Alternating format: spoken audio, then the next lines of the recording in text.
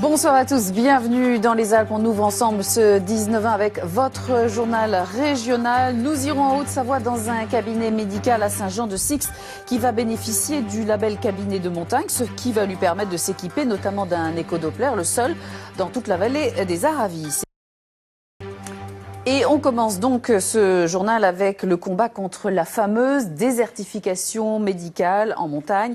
L'Agence régionale de santé, l'ARS, a décerné au printemps dernier un label cabinet de montagne à une trentaine de structures en France. Il s'agit d'une aide à l'investissement pour que ces cabinets s'équipent de matériel de pointe. Céline Aubert-Aigré et Yves-Marie Glos sont allés aujourd'hui à Saint-Jean-de-Sixte dans l'un de ces cabinets. C'est un accident de montagne classique. Cette jeune femme est tombée sur son doigt au cours d'une randonnée au-dessus du Chinaillon. Il ne faudra toutefois que quelques secondes pour remettre la phalange en place et une radio pour s'assurer qu'il n'y a pas de déchirement osseux. On pensait vraiment pas pouvoir déjà avoir les radios, tout ça. On savait pas si le médecin de garde pourrait faire les soins et puis voilà, on savait pas trop. C'est vrai qu'on s'est dit s'il faut aller encore aux urgences, attendre.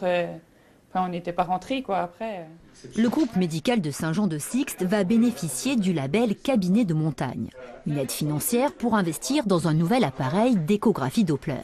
Un matériel capable de déceler un accident vasculaire cérébral ou une embolie pulmonaire sans passer par la case hôpital.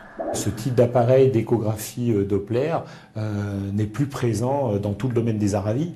Donc c'est une aide importante à la population puisque ça leur permet, sans se déplacer, de pouvoir accéder à une technologie de pointe et à des diagnostics précis.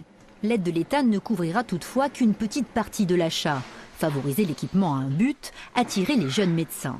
Les contraintes sont nombreuses, charges de travail, coût de l'immobilier, faible rémunération des actes. La médecine de montagne a du mal à séduire. C'est un exercice absolument passionnant, dans un cadre de vie superbe. Donc je pense qu'il faut que des jeunes médecins qui pour l'instant privilégient l'hôpital se réorientent, en particulier des urgentistes. L'achat du nouvel appareil est prévu fin décembre, pile pour la pleine saison hivernale. La population de Saint-Jean-de-Sixte, village situé au croisement des stations du Grand Bornand et de la Clusaz, est alors multipliée par 5.